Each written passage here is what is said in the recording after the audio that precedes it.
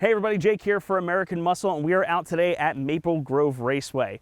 Behind me is our 2016 Dodge Challenger, and what we're doing today is a brake test. Now I know it doesn't sound like the most exciting thing, but trust me, I think it's gonna be worth your while. Because I say it all the time, brakes are one of the most important components of your vehicle, and going fast, especially in something like this, is a lot of fun, but that's a big car. You gotta be able to stop quickly too. So what we're gonna do is get this thing up to 60, run up to these cones right here, and I'm gonna slam on the brakes and see how quickly I can get it to come down to a complete stop. We'll measure that distance, we'll do that twice, then we're gonna swap on a set of Powerstop rotors and pads and do the same thing again after the proper braking procedure and show you what the difference is between your stock brakes and what a good set of aftermarket brakes looks like. So with that, let's hop in the car and get to it. All right, we're gonna go. All right, so here we are in the Challenger, about to do our first set of runs with the stock brakes still installed.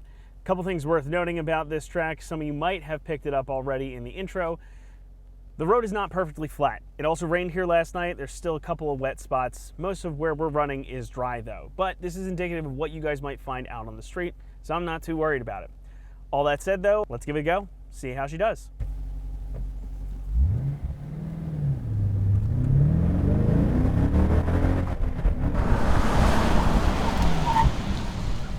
Okay, not bad. That was actually pretty positive. Didn't get soft on me or anything like that. So we'll do it one more time and then we'll swap on the power stops.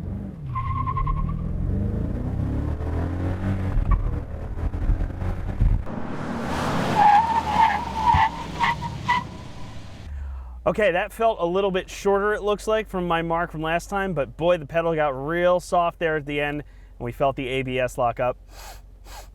And you all can't smell that, but I certainly can. These brakes are now hot. All right, so that's our stock run done with the Challenger. Our first run ended up being 120.5 feet, and our second run was a little bit shorter at 116 feet. So that averages out to about 118 feet. So not too bad. However, I will say the second time we did this, we did give it a minute or two to cool down in between, but on that second run, it got a little squirrely at the end there. The pedal went really close to the floor. It got very soft. You could tell the brakes had a lot of heat in them. So I'm hoping once we put the power stops on and bed them in properly, we're gonna see an improvement there, if nothing else. So with that, we're gonna hop over and the crew's gonna start putting the brakes on and we'll do this again.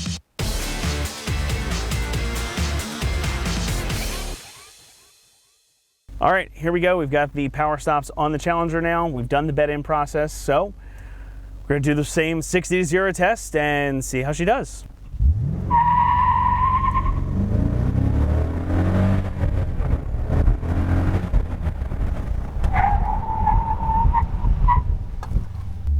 Okay, that was definitely better. That felt more positive. We still got a little ABS intervention on it, but it felt pretty good overall. Here goes.